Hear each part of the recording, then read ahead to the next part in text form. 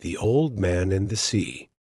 He started to work his way back to the stern on his hands and knees, being careful not to jerk against the fish. He may be half asleep himself, he thought, but I do not want him to rest. He must pull until he dies. Back in the stern he turned, so that his left hand held the strain of the line across his shoulders and drew his knife from its sheath with his right hand.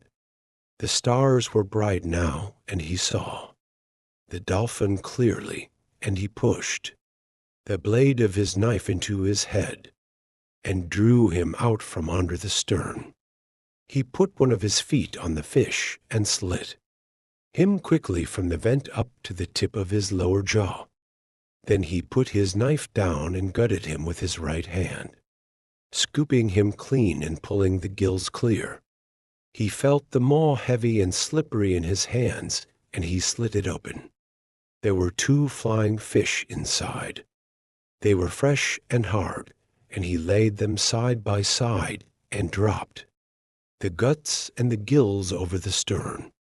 They sank, leaving a trail of phosphorescence in the water. The dolphin was cold and a leprous gray white, now in the starlight, and the Old Man skinned one side of him while he held his right foot on the fish's head. Then he turned him over and skinned the other side and cut each side off, from the head down to the tail. He slid the carcass overboard and looked to see if there was any swirl in the water, but there was only the light of its slow descent. He turned then and placed the 2 flying fish inside the 2 fillets of fish and pudding, his knife back in its sheath. He worked his way slowly back to the bow. His back was bent with the weight of the line across it, and he carried the fish in his right hand. Back in the bow he laid the 2 fillets of fish out on the wood, with the flying fish beside them. After that, he settled the line across his shoulders in a new place, and held it again with his left hand resting on the gunwale. Then he leaned over the side and washed the flying fish in the water, noting the speed of the water against his hand. His hand was phosphorescent from skinning the fish, and he watched the flow of the water against it. The flow was less strong, and as he rubbed the side of his hand against the planking of the skiff, particles of phosphorus floated off and drifted slowly astern.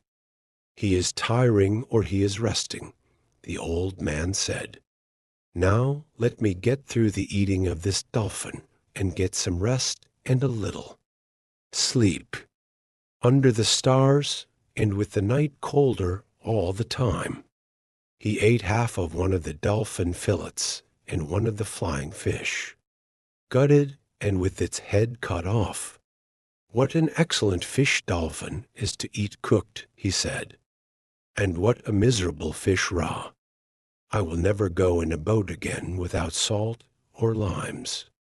If I had brains, I would have splashed water on the bow all day in drying. It would have made salt," he thought. But then I did not hook the dolphin until almost sunset. Still, it was a lack of preparation. But I have chewed it all well, and I am not nauseated.